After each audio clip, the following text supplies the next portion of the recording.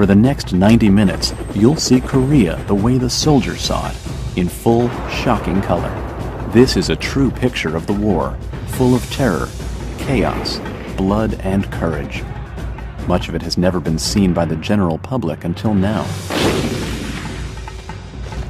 This is Korea, the first great confrontation of the Cold War.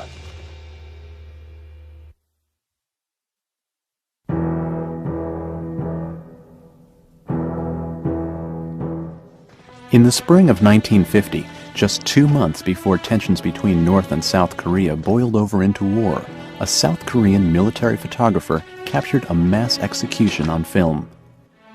It is gruesome evidence of the simmering feud that would tear the Korean peninsula apart. These North Koreans were captured while spying on the South.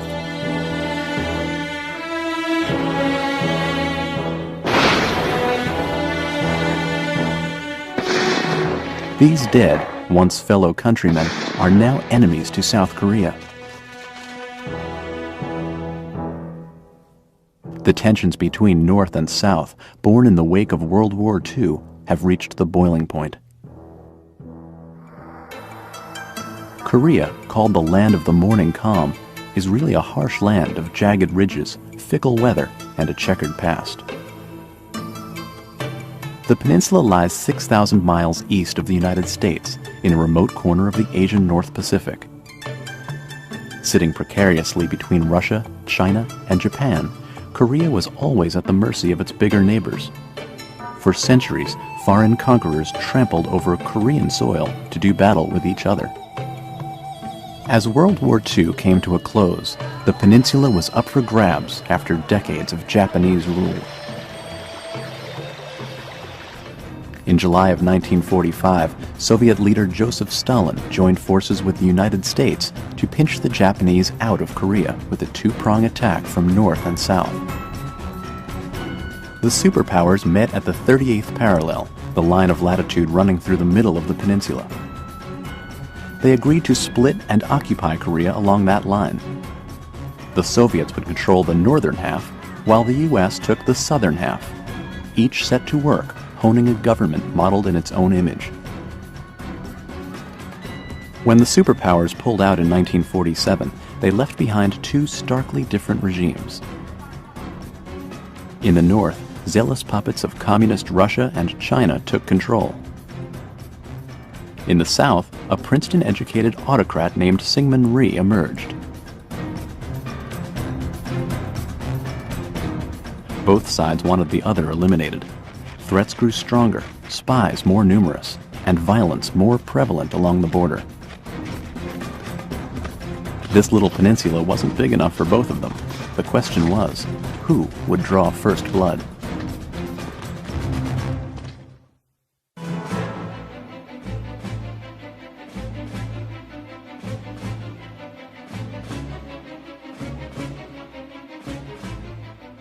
At 4 a.m. on June 25, 1950, the armies of North Korea stormed across the 38th parallel, hoping to crush the South in one overwhelming offensive. 135,000 communists besieged a ragtag South Korean border patrol and steamrolled southward. At outposts all along the border, South Koreans and their American military advisors were overrun, caught completely off guard. The U.S. had deprived South Korea of weapons and ammunition, thinking it might invade the North and start a war. Syngman Rhee, the South's fiery and aggressive leader, had threatened to do so. All that held him back was a lack of firepower. Now, the U.S. strategy of restraint had backfired. The South was on the receiving end, with nothing to defend itself against the communist tanks and heavy artillery. In just 2 days, Seoul, the South Korean capital lying 30 miles below the parallel, was captured by the North.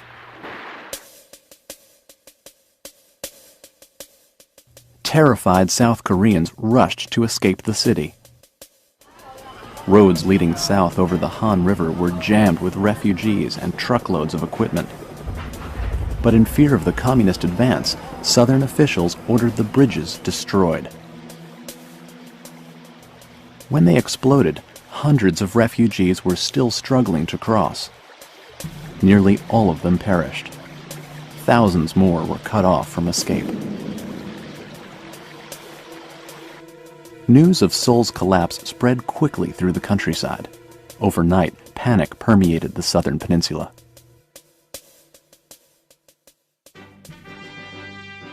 North Korea hoped the U.S. would look the other way and let the South be taken.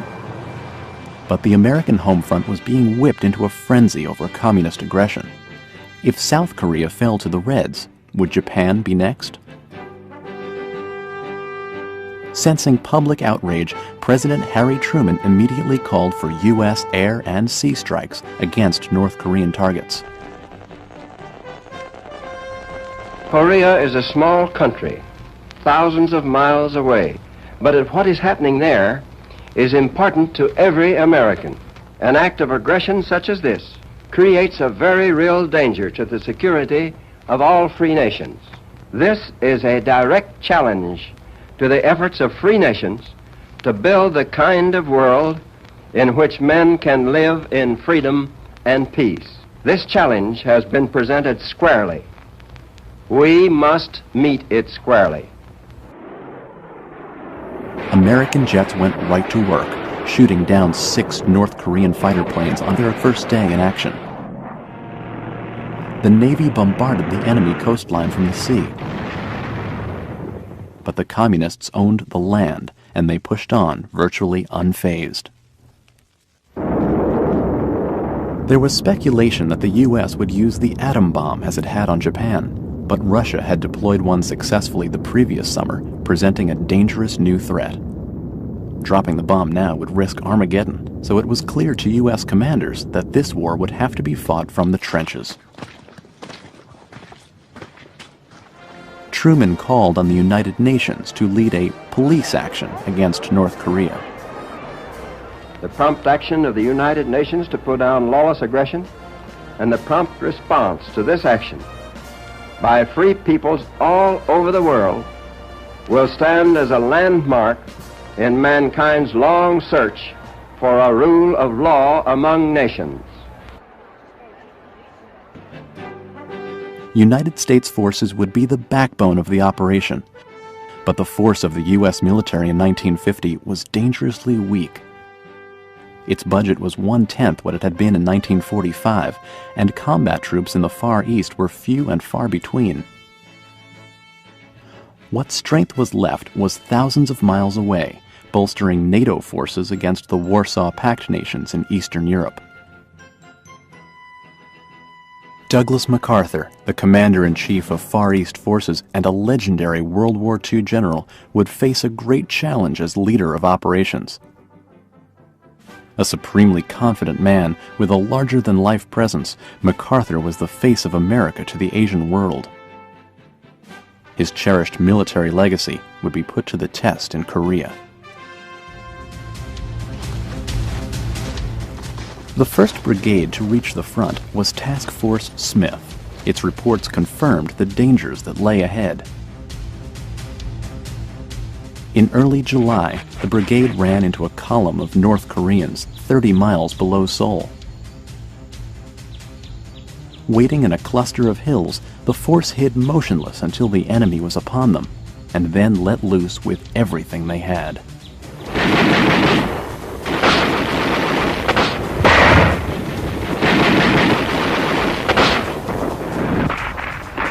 But the northern tanks were undeterred. Task Force Smith only knocked out 4, and the other 33 rolled right through its lines.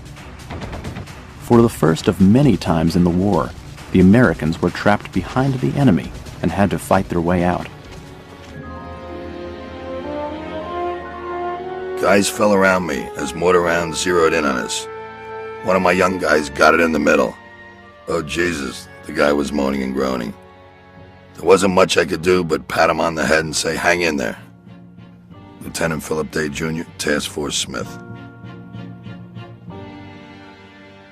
It quickly became clear that this was no police action. This was war, and unless support arrived in a hurry, it would be a short one.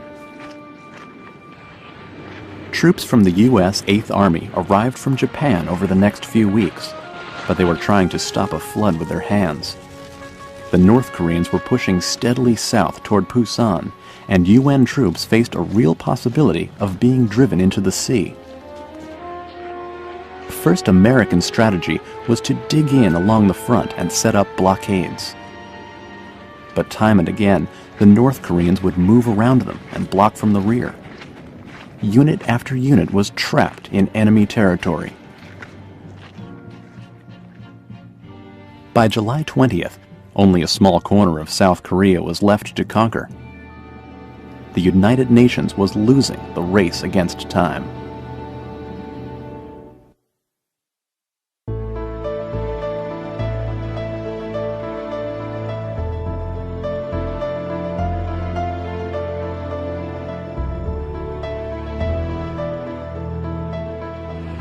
By August 1950, the U.S. 8th Army had its back against a wall.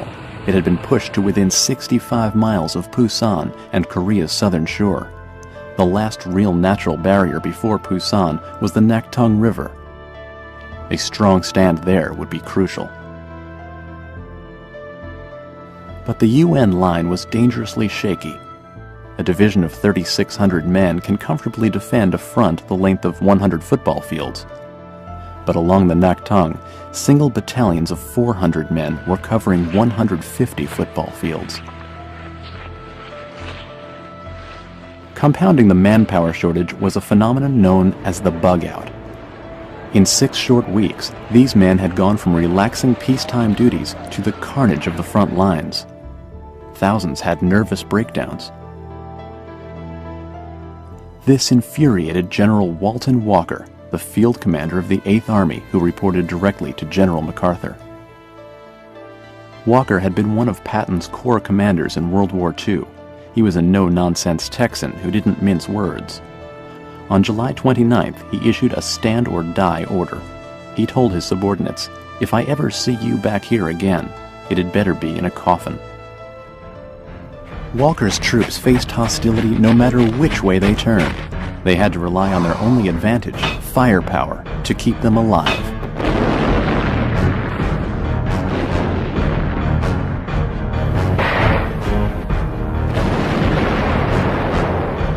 Along the southwest shore of the perimeter, U.S. Marines headed off a hard communist charge. Overhead, Marine corsairs tore up the enemy line, destroying vehicles and supply lines.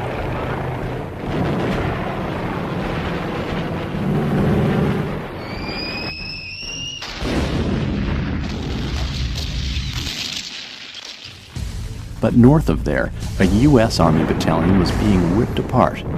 North Korean tanks rushed down from the hills and launched a concentrated attack from point-blank range.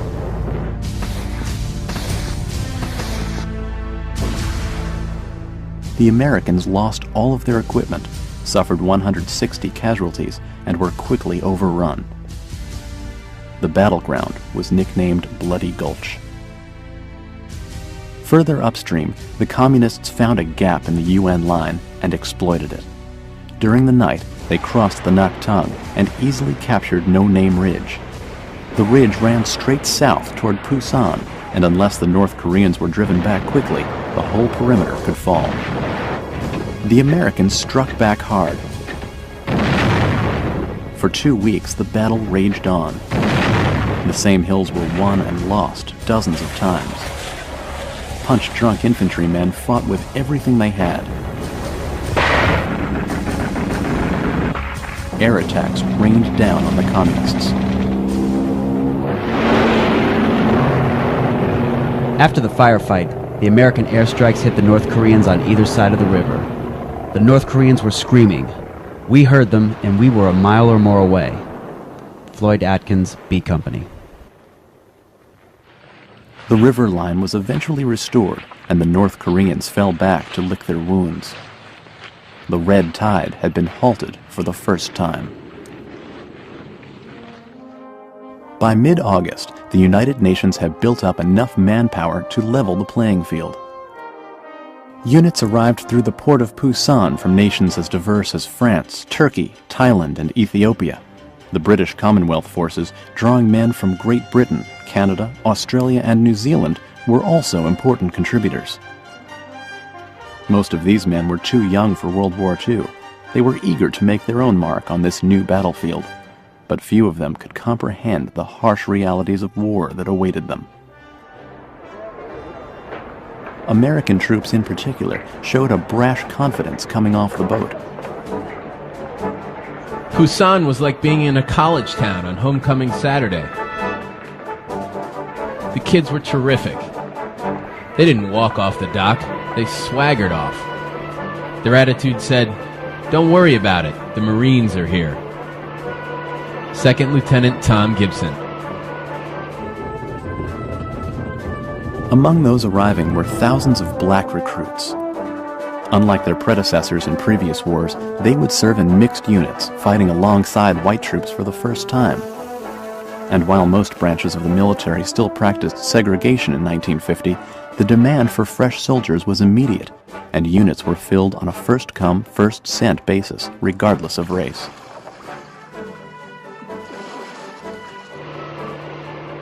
Mixed units cooperated well on the hills of Korea, whether in the midst of combat or campfire sing-alongs. But on September 1st, 1950, all attention turned to the enemy, who launched a final offensive all around the wall of the perimeter. The communists limped forward with exhausted men and a broken supply line, but they were fought out and couldn't sustain the drive. Now they were losing the race against time.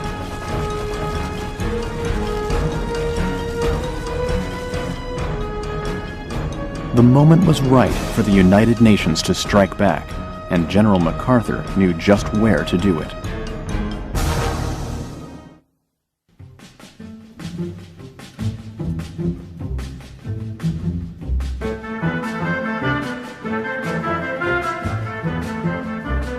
For weeks, General MacArthur had been eyeing the port at Incheon for a counterstrike. Incheon was nestled along the shores of the Yellow Sea. It was the closest port to Seoul and a major supply center. But it was deep in enemy territory and laden with natural obstacles, such as the 33-foot shift between high and low tide, the largest in the world. To make matters worse, Air Force flyovers revealed that the islands in the harbor were guarded by North Korean troops. The hazards were tremendous. Naval commanders protested the plan, but MacArthur was adamant. He sent a telegram to the Pentagon on September 6th that read, "There is no question in my mind as to the feasibility of the operation, and I regard its chance of success as excellent. I go further and believe that it represents the only hope of wresting the initiative from the enemy and thereby presenting the opportunity for a decisive blow." The loss of Incheon would be an immense psychological defeat for the North Koreans. Conversely, control of Incheon would give UN forces a tremendous boost in position and morale. It offered a secure beachhead from which to launch attacks on Kimpo Airfield and Seoul, 25 miles away. But the operation called for amphibious teams to land on a small beach, scale a seawall, and attack directly into a city. It would require soldiers of unparalleled bravery. MacArthur created a special 10th Corps to carry out the operation. Divisions from the Army, Marines, and Navy were pulled from the action around Busan to lead the charge. As the soldiers set sail for Incheon, they reflected on what lay ahead. As soon as we pulled out of Busan, we began to get the briefings on the tide situation in the Incheon harbor area. None of us ever had any experience operating under such tidal conditions before, let alone ever having been involved in an amphibious landing. As soon as the morning of September 15th approached, we realized that we had all the ingredients for disaster on our hands. Ensign George Gilman, USS Mount McKinley. The invasion strategy was as complicated as its target. Incheon's harbor was too shallow at low tide for large ships to maneuver. So MacArthur decided to invade in 2 phases, synchronized with the high tides. Wolmi-do, the main island at the entrance to the harbor, would be assaulted with the first tide in the morning. The main event would follow with the second tide at night. 5 days in advance of the operation, Marine jets began blanketing Wolmy-Do with bombs.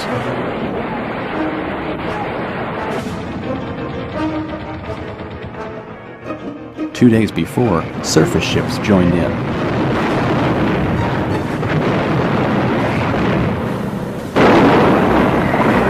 And so it was on the morning of September 15, 1950, the 10th Corps moved in on burned-out Wolmy-Do. The North Koreans had been caught off guard and gave up the island easily, suffering more than 300 casualties in the process. Only 20 American troops were injured. None were killed. For the next 11 hours, the 10th Corps Infantry waited for the tide to roll back. While they rested, 230 vessels moved in, and Marine corsairs ravaged the city of Incheon. Troops on Wolmy-Do watched the air assault unfold. Reporter Jack Siegel was there to record the reaction. Yeah, what do you think of those Marine corsairs? Those Marine corsairs are pretty swell things to have around. Here comes another one of them down on the other side of that hill. Now, there go two rockets. Look at that man. He went right down over the rim of the hill. He's over on his side, now coming directly over it. As the evening approached, the 10th Corps unleashed the main thrust of the invasion. The landing targets were Red Beach, near the heart of the city, and Blue Beach to the south. Heavy naval and air bombardment cleared the path ahead of them. Landing ships made their way to the shore.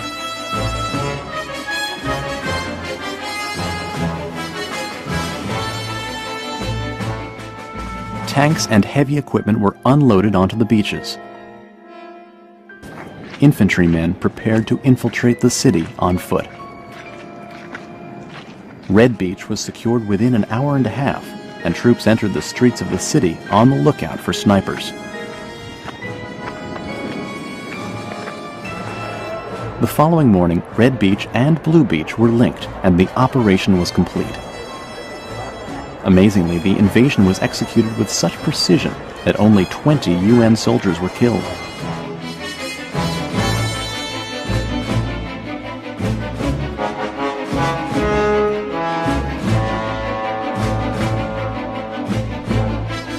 MacArthur's gamble was a rousing success, and no one was more delighted than the great general. But his thoughts quickly turned to the real prize that lay just over the horizon.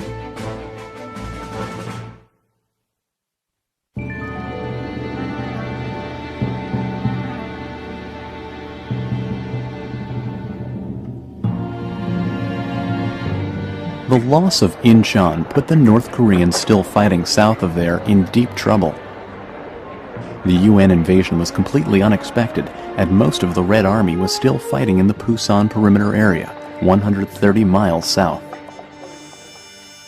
Communist troops there were never informed of the defeat at Incheon. They fought on for a week afterward, unaware that they were in danger of being cut off. But when word of Incheon finally trickled down to the perimeter, they fled northward almost immediately. Meanwhile, the 10th Corps marched northeast from Incheon on the road to Seoul. They were battle-ready and let nothing stand in their way. The first target inland was Kimpo Airfield. As the closest major airstrip to Seoul, its value was immeasurable. Kimpo fell easily to the Marines on September 18th. Within 2 days, Marine corsairs were launching airstrikes on Seoul from there. Kimpo would play a key role in conquering the city.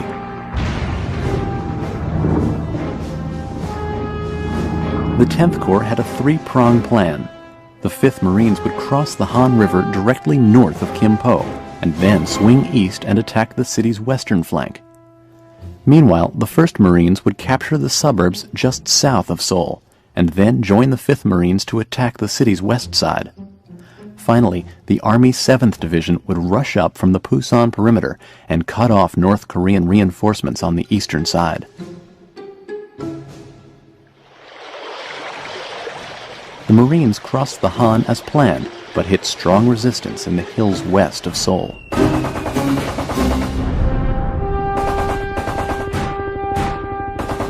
Heavy fighting took its toll on the Marines. The North Koreans were dug in deep and stuck to the hills like glue. Tank fire and air support rained down on the Communists for 3 days. Even flamethrowers couldn't loosen their hold.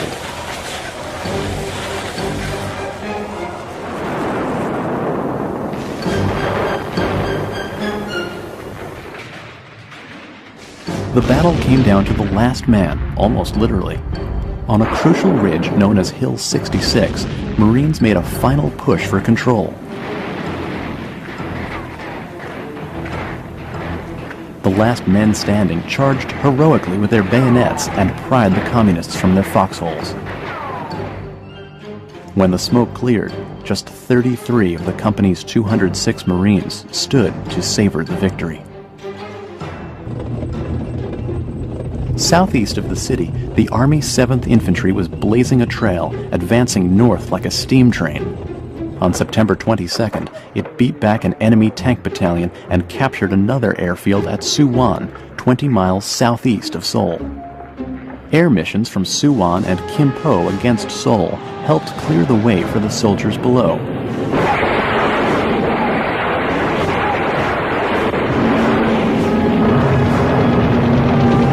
By September 24th, UN troops held the high ground around the capital.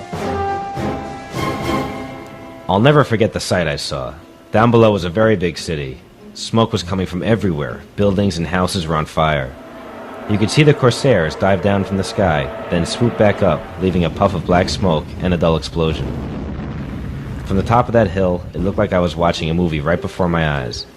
Except that it was for real. John Bishop, Private First Class. The next day, the North Koreans fled the city.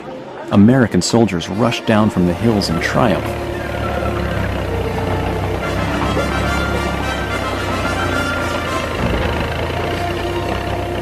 Seoul, the economic and cultural center of Korea, was back in friendly hands.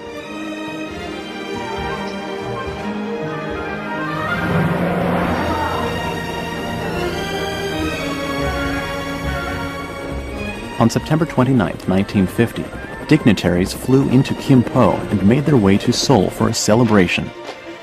It was full of pomp and pageantry. The United Nations wanted the world to know that their police action was well in hand.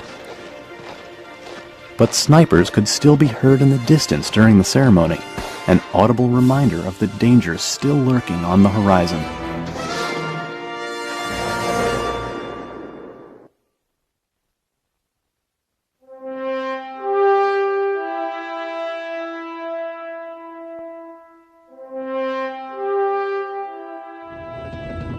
In September of 1950, the momentum was shifting dramatically in favor of the United Nations. The Eighth Army was pushing northward at a pace that recalled Patton's drive across France after Normandy. The first objective was to reach the 38th parallel, where the war began, to reclaim South Korea's old borders. South Korean divisions led the charge, reaching the parallel on October 1st. They kept moving right into North Korea. A week later, American forces were perched at the parallel, anxiously waiting for orders to follow suit. But back in Washington, tough choices had to be made. Should the United Nations continue the drive into North Korean soil? Would this overstep the mandate of a police action? There were no easy answers. U.S. commanders heard rumors that Communist China was moving large numbers of troops north into Manchuria. The Chinese resented American intervention in the region and feared that hostilities would spill over into their Manchurian territory. Intelligence reports estimated that up to 450,000 Chinese troops were lurking in the hills beyond the Yalu River, poised to strike. But these warning signs were cast aside by Americans thirsting for an unconditional victory. After the world wars, anything less would be a disappointment. Korea didn't affect the everyday lives of most Americans as previous wars had. 1950s America was a pleasant, peaceful place where there was a car in every garage and a drive-in diner in every town. Stories of the triumphs in Korea were an exciting diversion from the humdrum every day. And as the 8th Army marched heroically onto North Korean soil, a bored, communist-hating populace watched with attentive glee. As the fighting moved north, the citizens of South Korea tried to resume their daily lives. Weddings, funerals, and the daily market went on as they had before the war. As they recovered from the destruction of the previous 4 months, they waited anxiously for their leader, Syngman Rhee, to deliver on his long-held promise to unite the peninsula. After centuries of subjugation, the Korean people were anxious to control their own destiny. Whether at the mercy of the Mongols, Chinese, Manchus, Russians, or Japanese, South Koreans were always in the shadow, and often under the command of foreign invaders. They were most influenced by the Chinese, who ruled the peninsula on and off for more than 1,000 years. The cultures of the two countries, each centered around Buddhism and agriculture, were closely linked. But the politics of the two were worlds apart in 1950. South Koreans rejected the Chinese communism that threatened to devour their homeland. Within weeks, their sons would meet their nemesis head-on in the hills of North Korea. There, the front was opening up. The road to Pyongyang, the North Korean capital, was free and clear, and UN battalions raced each other to it. The North Koreans tried to establish a thin defensive line around their capital, but they couldn't curtail the UN momentum. The 8th Army found itself at the gates of Pyongyang within 10 days of crossing the parallel. Looking at the open road ahead, the men couldn't help being optimistic. General MacArthur announced that we would be home by Thanksgiving. We believed him. Life seemed good in Pyongyang. Morale was sky high. James Cardinal, Private First Class. The 8th Army set out north and west from Pyongyang, eager to vanquish the northern regime. As they crossed the Changchan River, the last major land barrier in North Korea, they could smell victory waiting for them on the other side. But what they found was a mass grave holding over 100 executed American prisoners. The North Koreans were turning even more savage in their desperation. UN resolve was renewed. On October 24th, General MacArthur ordered his men to march straight to the Yalu River. Now he would let nothing stand in the way of total victory. But just over the horizon, squatting silently in the hills, were hundreds of thousands of Chinese soldiers.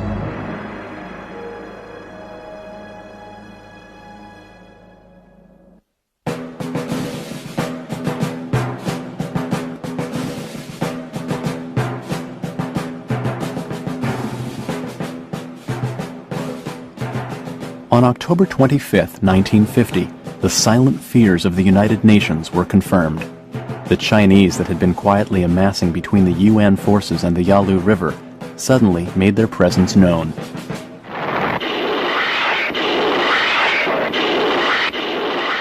In the Central Mountains, thousands of American troops were ambushed and surrounded by a massive Chinese division. Entire battalions were caught off guard and decimated. Airdrops were all the support the UN soldiers had. They fought desperately in all directions, trying to make it out alive. Most of them didn't. As word of the massacre spread among the troops, their morale, which had been sky high just hours before, dropped quickly. They said it sounded like Chinese. No one knew what the hell was going on. It was Halloween and colder than a witch. We waited and froze. It was very dark. Robert Harper, 19th Infantry. The Far East Command, already gearing up for a victory parade, still couldn't believe it was facing a full Chinese assault. Reports back to Washington claimed the attacks came from a small force assisting with the defense of the Yalu River, and nothing more. But General Walker was alarmed. He ordered all of his units, even those far from the attack, to pull back to the Changchun River and reevaluate the situation. Then, just as abruptly as the ambushes came, they ended. The Chinese faded back into the hills and waited.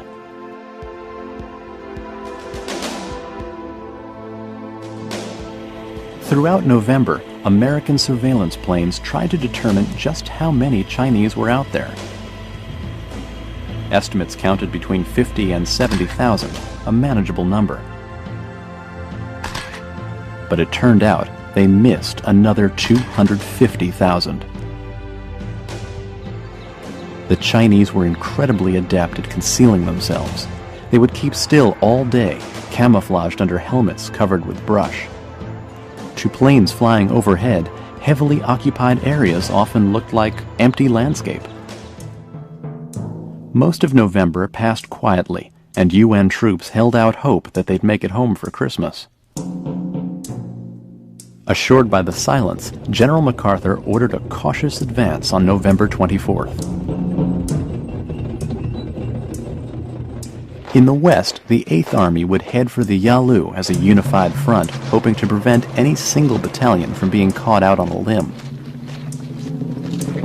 In the east, the 10th Corps was ordered to make a major advance around the Chosun Reservoir.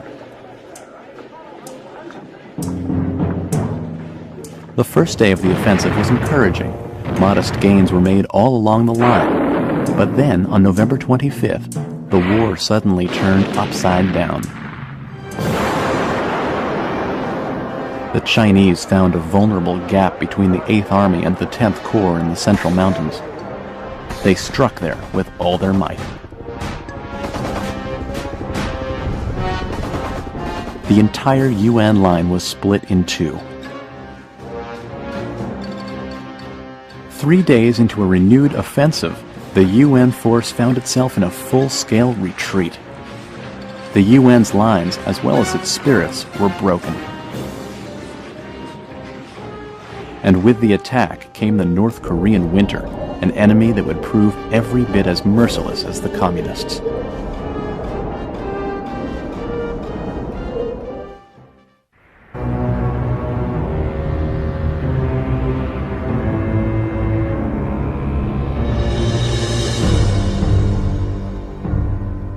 By late November of 1950, United Nations forces were fighting for their lives. The police action that was supposed to produce fast results and total victory had managed to lure opposition from the world's most populous adversary, China. As the front to its west was crumbling, the 10th Corps faced a mounting challenge along the Chosun Reservoir. The Chosun lay high in North Korean mountain country. By late November, the cold there was blistering. The temperature fell as low as 40 below zero, and 50-mile-an-hour winds made it feel even colder.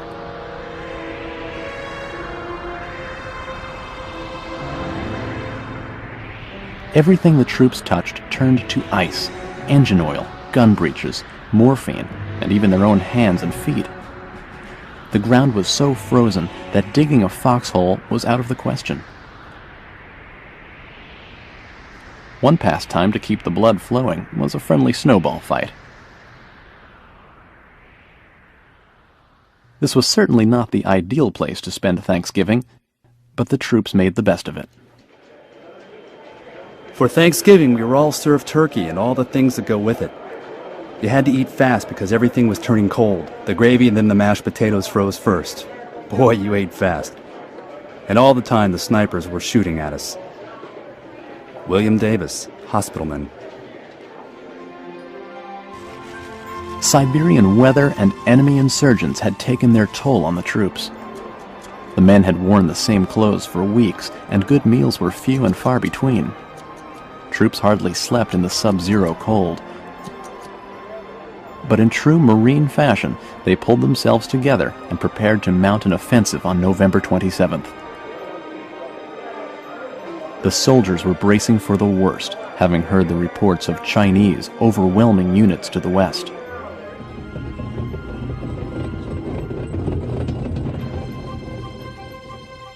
The objective was to move around the western side of the Chosun and head north toward Kangye, where the North Korean government was hiding. UN troops were concentrated in 4 positions. The front line lay at Udamni, where Marine regiments were preparing to lead the charge. South of there, 3,000 U.S. Marines were stationed at the base of the reservoir. Down at Koto-ri were 4,200 men, including some Army infantry and British Marines. On the east side of the reservoir stood another 2,500 GIs. Supply lines to these troops were in severe jeopardy, since units below them were already retreating to ports along the coast. But they were ordered to press on alone.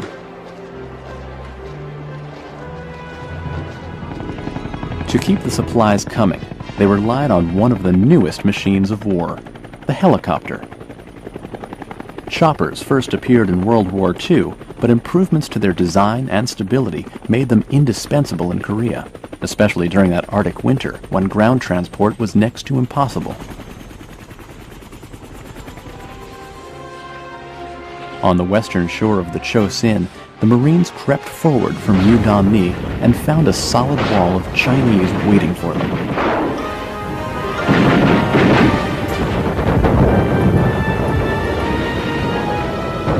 Immediately, strategy shifted from offense to defense, and the regiment fell back to the village to brace for an attack. It wasn't long in coming. On November 28, 1950, 6 Chinese divisions descended on Udamni. For 3 days, the battle raged.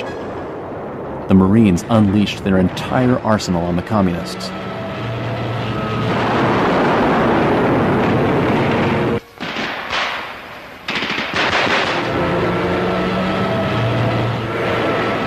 The Marine Air Wing flew bombing runs from carriers out in the Sea of Japan. But it wasn't enough. The Chinese had them surrounded. If these men were going to make it out alive, they would have to fight every step of the way. Their commander, Oliver P. Smith, offered some famous words of encouragement. "Gentlemen, we are not retreating.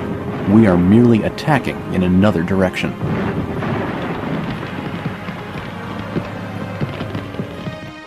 Across the Chosun to the east, an even greater disaster was unfolding. The Army 7th Division was cut off on a 4,000-foot plateau, surrounded and vulnerable. Anywhere it turned, it would face a vicious fight. Some soldiers went AWOL, off into the hills or onto the ice of the reservoir, hoping to escape the trap.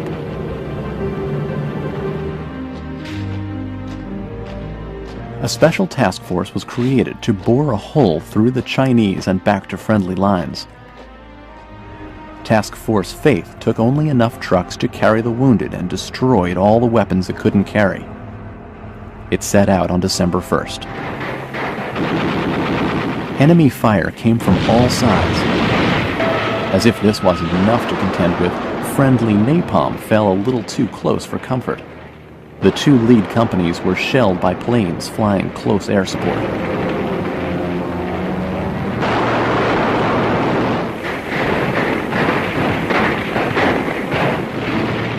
The task force came upon a village swarming with communists and was completely blocked.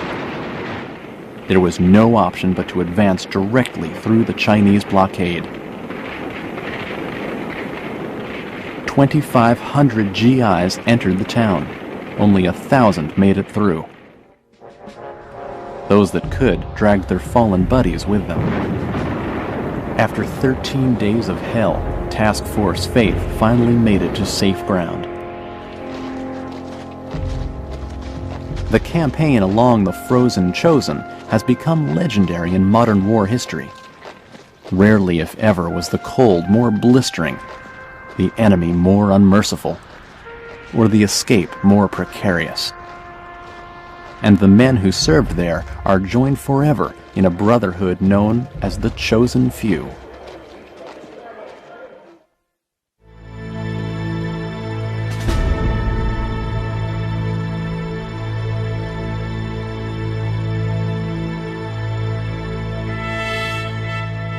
General MacArthur watched from a distance as his forces crumbled in November 1950. Korea would be his final crusade, and a resounding victory there would have assured his immortality. But that victory, imminent just days ago, was slipping away. His frustration was immeasurable, and most of it was directed at the Truman administration. Truman had limited MacArthur's resources to prevent him from attacking China. He imposed airspace restrictions that forbade U.S. fighters from chasing Chinese planes beyond the Korean border, and he limited the amount of manpower and equipment that was sent to the front. MacArthur found these restraints crippling.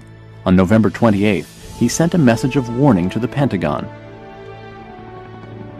"We face an entirely new war. Our present strength of force is not sufficient to meet this undeclared war by the Chinese. This command has done everything humanly possible within its capabilities, but now is faced with conditions beyond its control and its strength. General MacArthur." The relationship between the president and his general, never entirely cooperative, was disintegrating as quickly as the UN's field position. Like its advance 2 months earlier, the UN's retreat gathered momentum as it went. The mass exodus of soldiers was eclipsed only by that of petrified North Korean civilians. Thousands were eager to defect.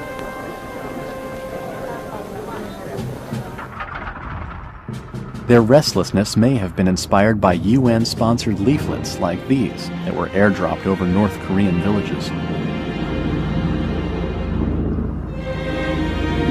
The leaflets warned of the dangers of communism and touted the freedom of Western ideals.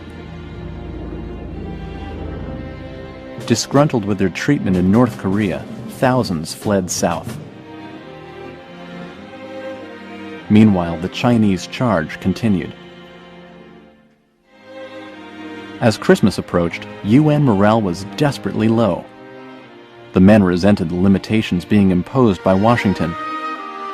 Their complaint, which would be echoed 15 years later in another Asian conflict, was that they weren't being allowed to use their superior force to win the war. They, like their general, thought that if they only had better support, they could have spent Christmas in Kalamazoo instead of Korea.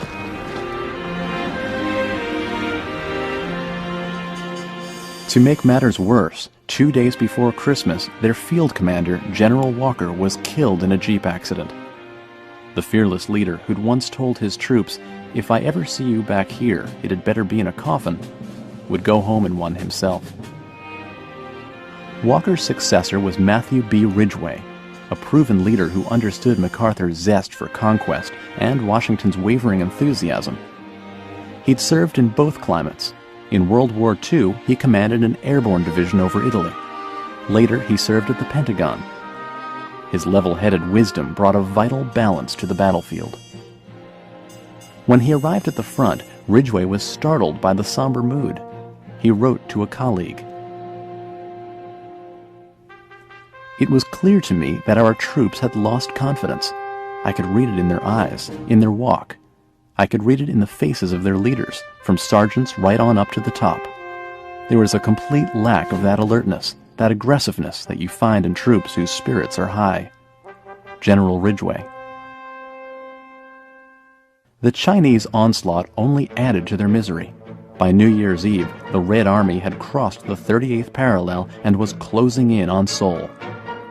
Ridgway ordered a retreat back to the Han River, except for an arc around Seoul. There, his troops were clinging to the northern fringes of the city. But they couldn't hold out for long. 7 Chinese armies were stampeding straight for Seoul, and once again, the UN was overwhelmed.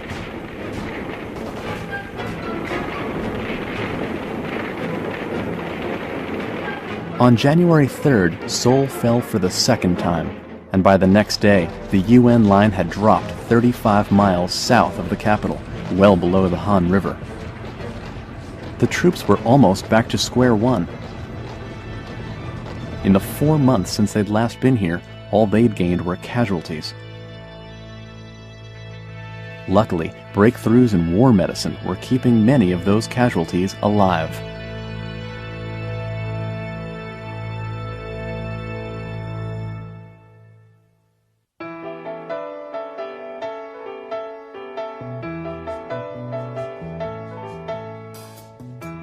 What many people think of when the Korean War is mentioned is a wild group of TV characters with names like Hawkeye, BJ, and Hot Lips. But unlike their TV counterparts, the real troops who served in mobile army surgical hospitals, known as MASH units, couldn't leave the set at the end of the day. They witnessed every cruelty war could offer in graphic detail, day in and day out, around the clock. During the war, the men and women of MASH were the backbone of successful field operations.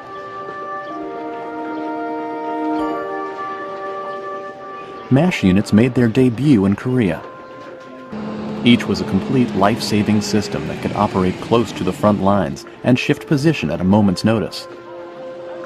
Never before was war medicine so close to the war. Here it is 2.5 hours after this man was wounded, and he's lying fairly comfortably now, I would say, in a hospital. How many miles behind the lines is this? It's about 10 miles. This MASH is right on the 38th parallel. Right on the 38th parallel. The surgery's in North Korea, and this where he is now is in South Korea. Surgery is in North Korea, and the pre-op room is in South Korea. Each unit was equipped with a helicopter fleet for air rescue, paramedics, and cutting-edge medical technology.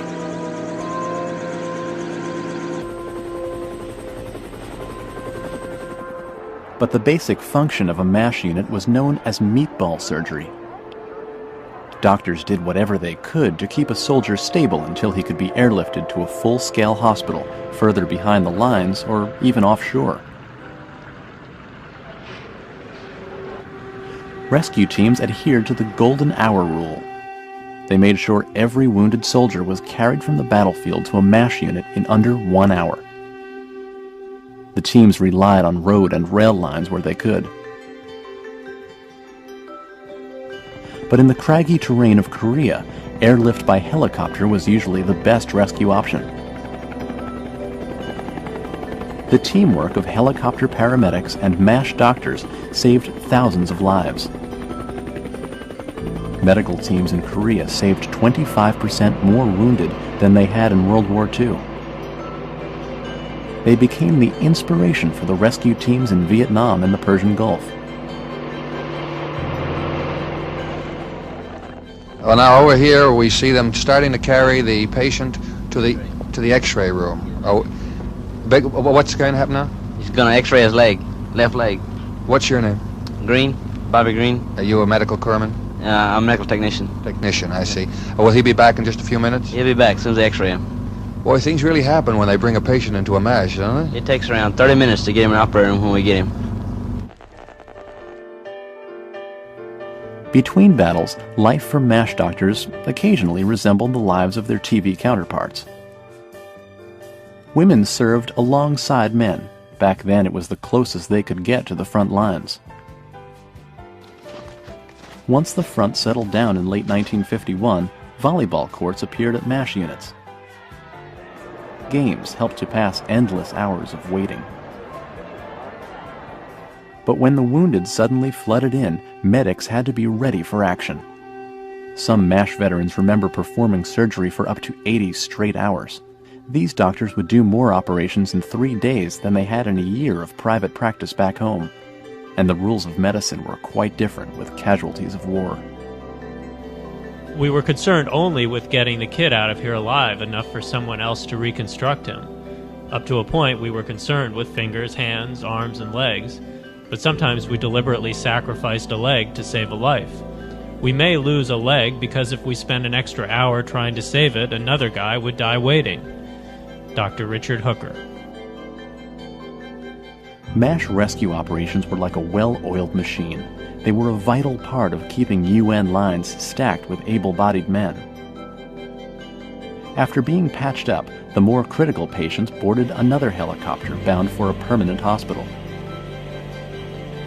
Those less seriously injured went back to the front to fight. With the Chinese attacking that front from all angles, UN forces needed every soldier it could get.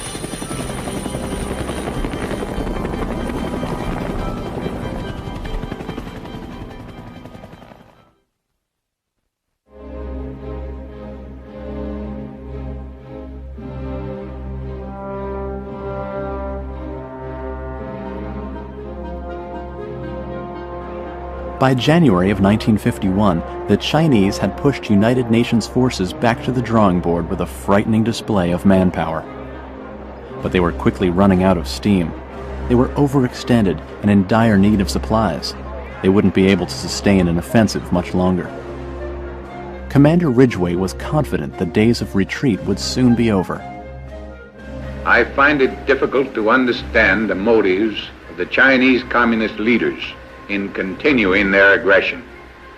Surely by now it must be clear to them beyond any shadow of doubt that they are incapable with their own resources of destroying the United Nations forces in Korea or of driving them into the sea, as they continue to boast they will. The general launched a task force named Operation Wolfhound to investigate the communist weakness. It set out north in the direction of Seoul. The team made it all the way to Suwon, halfway back to the capital, before it found any strong Chinese force. Air Force pilots overhead reported that the enemy was moving north instead of south. The abrupt turnaround was mysterious. Ridgway decided the time was right for a full-scale offensive. He commissioned an operation designed to push the Chinese back to Seoul and beyond. On January 25th, Operation Thunderbolt was unleashed. The troops charged forward and sent the communists scrambling for cover. Within days, they recaptured Incheon and Kimpo airfield, taking both without a struggle. By February, the men found themselves looking triumphantly across the Han at Seoul, as they had 5 months earlier. No one could explain the sudden reversal of fortune, but General Ridgway was determined to do all he could to exploit it. His battle strategy recalled Napoleon's famous command, "Never mind towns, bring me prisoners." Ridgway was more concerned with destroying the Chinese army than with regaining territory. Under his watch, Korea would become a showdown between expendable UN firepower and expendable Chinese manpower. But neither could compete with the wrath of Mother Nature. In February, mud from heavy rains blanketed central Korea. Both sides were stuck in the quagmire. The weather stalled the UN advance, but the Chinese were crippled by it. Their supply lines were racked from above by Mother Nature and the American Air Force, and they were dangerously malnourished. As the famous military saying goes, an army marches on its stomach. And with chow always on hand, UN stomachs were satisfied. UN spirits were high, thanks in part to a new 5-day R&R program that gave them a vacation from the front. GIs were shipped off in groups to Japan, where they took full advantage of their mini vacations, treating themselves to great food, lots of sleep, booze, and girls. It was just what the men needed to recharge their batteries for a renewed offensive.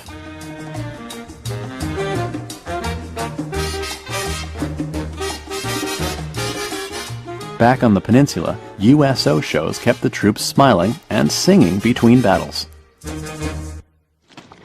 By March 15, 1951, the rejuvenated forces gnawed their way back within striking distance of the 38th parallel, all the way to Seoul's doorstep. They bombarded the city limits with heavy artillery and pried the communists from the city once again. There was no celebration this time. After 4 invasions, Seoul was in shambles. It was business as usual. UN forces pressed on and reached the 38th parallel by the end of March. It had been 6 months since the first invasion of North Korea, and again there was a debate over how far this offensive should go. This time, President Truman wanted a settlement. As he saw it, the first attempt at uniting Korea had proven to be a mistake, and a second attempt would only waste more American lives. MacArthur had a different view. He insisted that the campaign against China be widened to include blockades of its coast and airstrikes on the Chinese mainland. Truman had had enough. He announced to the world that he was firing General MacArthur. It is with the deepest personal regret that I found myself compelled to take this action. General MacArthur is one of our greatest military commanders. But the cause of world peace is much more important than any individual. It was a shocking development and sent Truman's popularity into a tailspin. Meanwhile, MacArthur came home to a hero's welcome. He concluded his lifelong quest for immortality with a speech to a joint session of Congress. Old soldiers never die. They just fade away. I now close my military career and just fade away. An old soldier who tried to do his duty as God gave him the light to see that duty. Goodbye.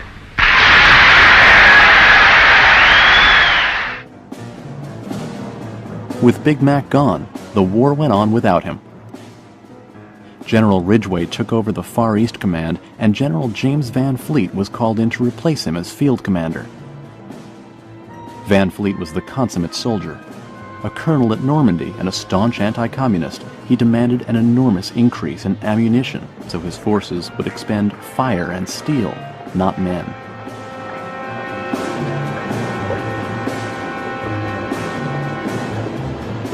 As the UN arsenal expanded, the communist lines contracted. On the map, their retreat looked like a massive withdrawal. But air surveillance reports suggested the Chinese were recoiling for a massive second wave of attacks. When they came, the UN would be ready and waiting.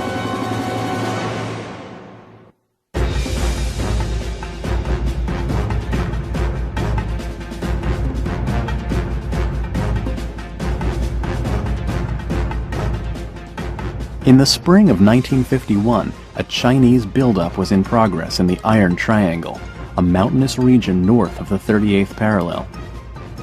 UN forces sought to conquer the triangle since it would provide a comfortable buffer zone between the enemy and Seoul. But its borders were heavily guarded and tough to crack. Far East Commander Ridgway knew the Chinese were planning a major drive from the triangle, so he assumed a conservative offensive strategy in the approaches to it. After facing the Chinese for 6 months, his troops knew how they operated. They would come hard, and then suddenly not at all. They were vicious fighters, but only in spurts. So Ridgway drew a series of lines leading up to the Iron Triangle that would mark the stages of his planned advance. When the troops reached one line, they would use it as a jumping-off point to push on for the next. If they had to fall back, the previous line would be a place to stop and shore up defenses so that the retreat wouldn't pick up speed. Each line was named for an American state.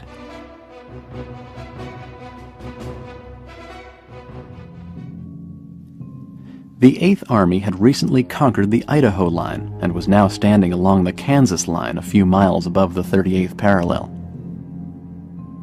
The next goal would be the Utah line, an extension of the Kansas. Finally, the Wyoming line lay at the base of the Iron Triangle.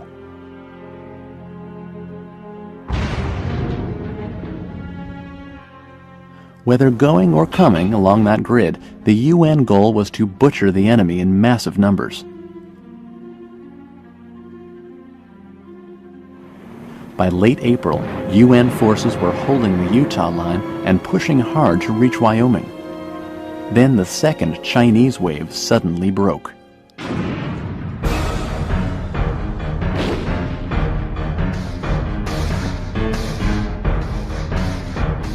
On April 22nd, heavy attacks came against the weaker South Korean units in the center of the peninsula. The Reds again threatened to split the UN front in two, but the new phased line retreat strategy worked. The 8th Army fell back to the Kansas line and dug in deep. There they held hard and took everything the Chinese could offer. Within a week, the enemy ran low on supplies and men and suffered huge losses for an insignificant piece of land. To the American troops who had seen their adversaries run out of gas after all of their previous attacks, this was no surprise. The Communists were getting predictable. 2 weeks later, the Chinese tried one last major offensive, but this time, Field Commander Van Fleet had a special treat for them. He ordered an unprecedented barrage of heavy artillery.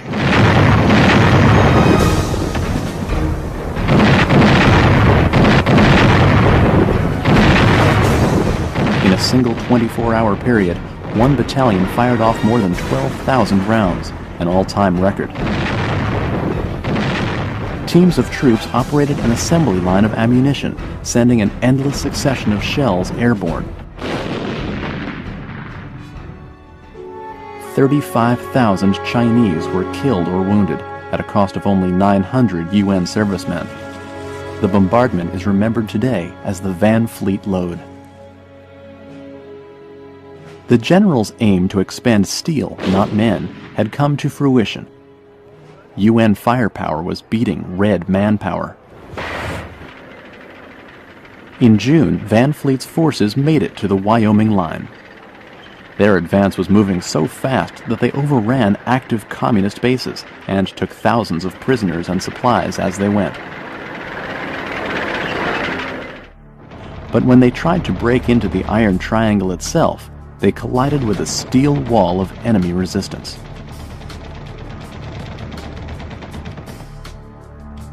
It took 10 days of round-the-clock air support and artillery attacks to break into the Triangle's base.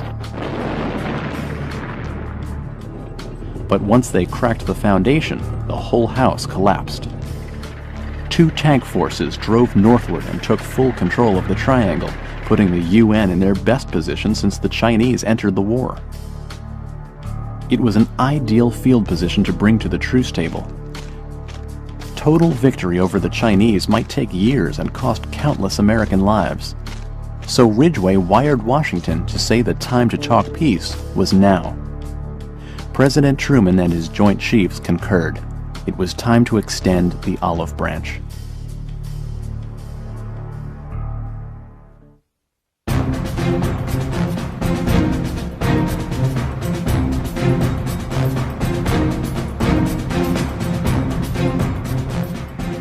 At the end of June 1951, the United Nations offered to talk peace with North Korea. 2 days later, the Communists replied in kind. It was encouraging news. For the talks, the truce team settled on the tiny village of Panmunjom, between enemy lines. Right away, it was obvious that the negotiations would be as torturous as the war itself. Both sides came to the table acting as the victor, pressing the other to make concessions expected of the loser. Their objectives differed drastically. The UN wanted a new border drawn along current front lines. The Communists called for a return to the 38th parallel. The Chinese demanded that all their prisoners be returned, even against their will. But the Reds had slaughtered most of the UN captives they had taken. Of the more than 100,000 UN soldiers thought captured by the Reds, only about 13,000 came back. Relieved just to be alive, those lucky few told horrifying tales of torture, brainwashing, and severe hunger. They talked about the Chinese campaign to re-educate them and turn them against the cause of democracy. They were forced at gunpoint to speak out against America on the radio. And they described prison camps where there was no medicine and rampant disease. Thousands went crazy. Thousands more starved to death. Across the front line, UN prisons were safer and better organized. The most threatening enemy within these camps were not the guards, but other prisoners. Chinese inmates split into pro- and anti-communist factions. Often their animosity toward each other turned deadly, and the communists back at the peace table used the discord in these camps as propaganda against the United Nations. The talks continually broke down. Neither side would budge on anything, and when progress stalled at Panmunjom, tensions heightened on the front lines.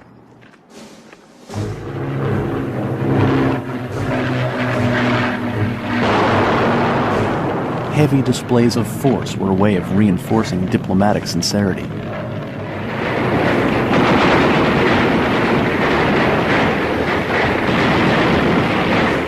The last 2 years of the war were a series of highly charged skirmishes fueled by impatience, frustration, and resentment.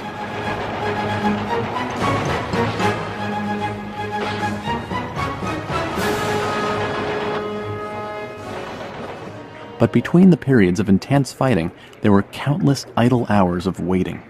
Troops on both sides passed the time by reinforcing their positions. Barracks were built and foxholes dug all over Central Korea. The dirt from the foxholes filled the sandbags that were stacked to build bunkers.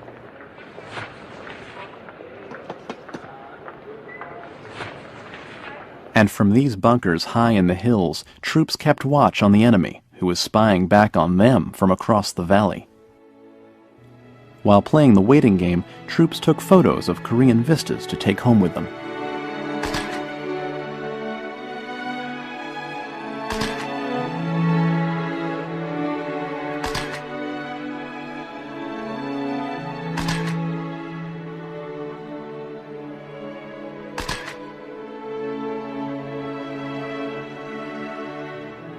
When they weren't building better bunkers or snapping photos, troops would write letters home or attend religious services, praying for their lost buddies, but never for themselves.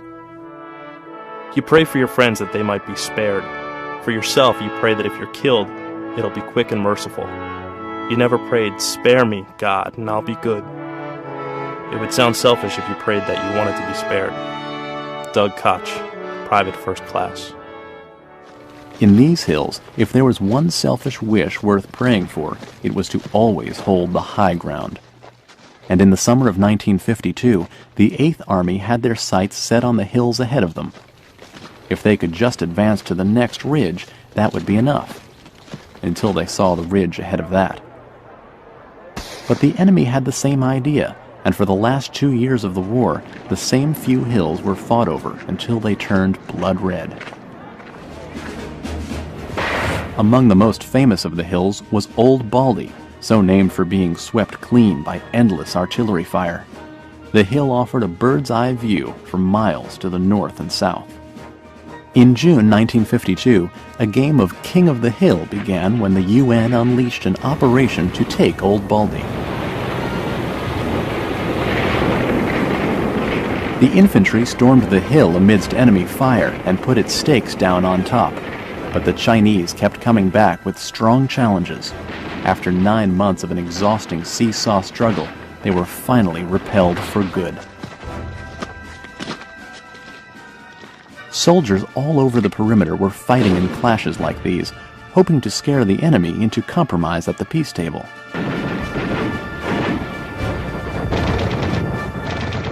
But the talks at Panmunjom went on and off with no progress. If negotiations were going to get anywhere, UN forces needed to find a better way to put pressure on the Reds.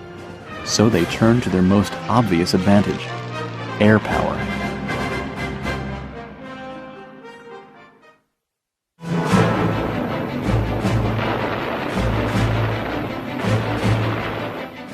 If there was one unquestionable imbalance in this war, it was UN air superiority. From the first day of UN intervention in Korea until the final day of battle, American aircraft pulverized North Korea ceaselessly from above.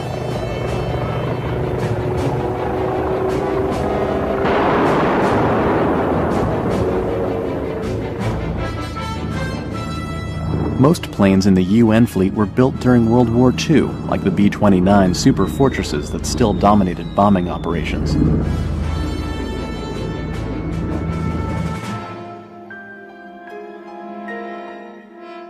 But a new generation of U.S. fighter planes was gradually being introduced and kept pilots a step ahead of the enemy.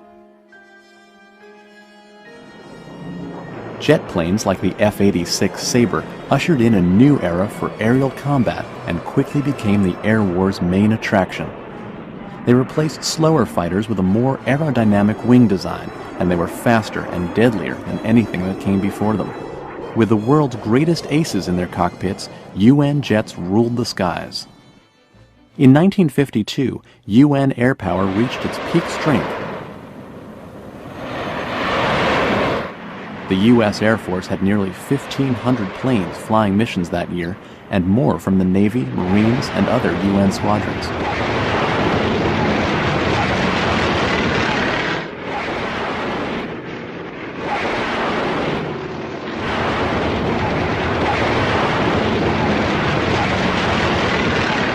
That summer, a massive show of force was unleashed over North Korean skies, meant to force the communist hand at the peace table.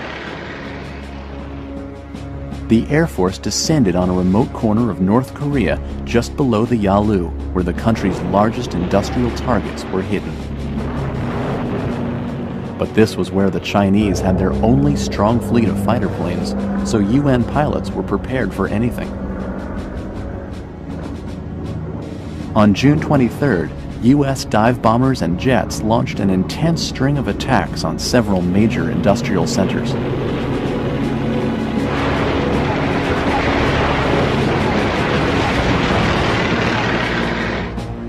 The primary targets were hydroelectric plants. Air Force Sabres flew top cover on the lookout for Chinese MiGs, while bombers moved in and hit the plants.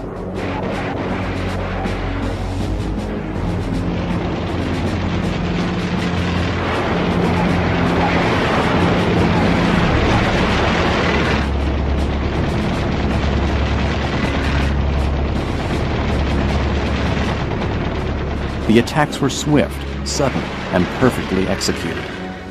When the smoke cleared 2 days later, 90% of North Korea's electrical capacity had been destroyed. These airstrikes would stand as the most vital of the war, and they didn't escape the notice of South Korea's leader, Syngman Rhee. Your planes hit enemy military centers. They hit the communist columns. Everybody knows that American planes play the most important part in this war.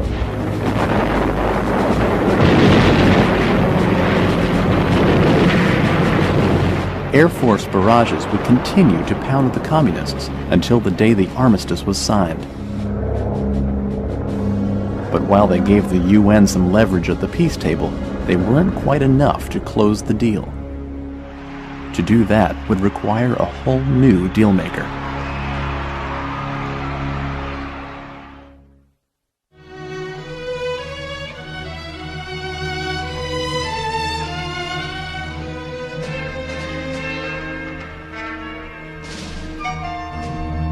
Korea was the hot-button issue of the 1952 American presidential campaign. With voters running low on patience, the Democrats faced an uphill challenge against the Republican nominee, legendary General Dwight D. Eisenhower. Ike had commanded Allied forces in Europe during World War II and had retired earlier in the year from America's most prestigious command. Even MacArthur played second fiddle to Ike. Harry Truman had served as president for more than 7 years and decided not to seek another term. As the Korean conflict entered its third year, Americans were afraid the war would drag on forever and wanted a leader who could end it quickly. In a late October stump speech, Eisenhower managed to put their fears to rest. I shall go to Korea.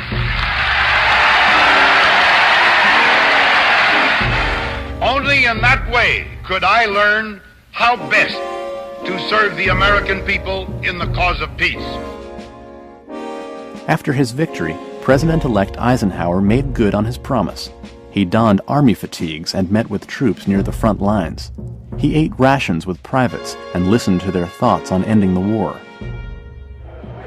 There were rumors circulating in the press that Ike would use the atomic bomb to force an armistice, as Truman had in World War II. To capitalize on the speculation, Eisenhower started to drop hints that this was a real possibility. Up to this point in the war, the Communists had been emboldened by the UN's self-imposed limitations. But they took Ike's nuclear warnings seriously. Just 3 months after Eisenhower's inauguration, the Chinese cracked. They sent a letter declaring their desire to end the war. But the war's finale would be as tense as its beginning. The armistice took another 4 months to iron out. Along the front, soldiers on both sides knew the end was near and wanted to go out with the best field position possible. Hostilities broke out across the peninsula in last-ditch attempts to gain ground.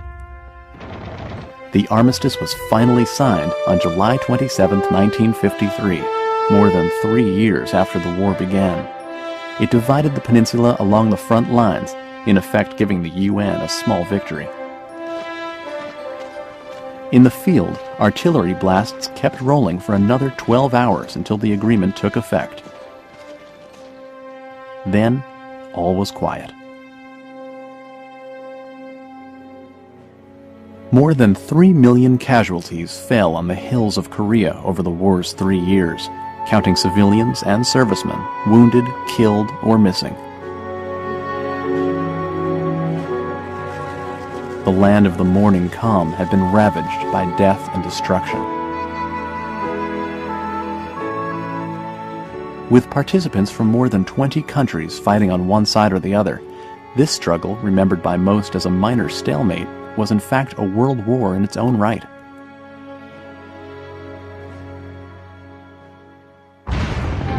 The global fight against communism that would last for 40 years began here, in the wilds of this small Asian peninsula. But unlike the Cold War it provoked, the Korean War goes on to this day. Soldiers from both sides still patrol the armistice lines in Central Korea. Things there haven't changed all that much since that spring of 1950. Today, Korea is the only place in the world where a war is officially being fought.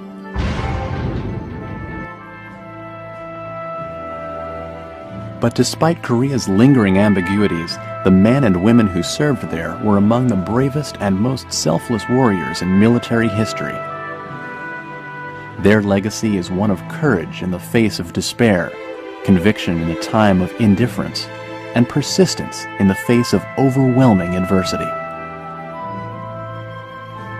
Unto these brave soldiers, we owe our deepest gratitude.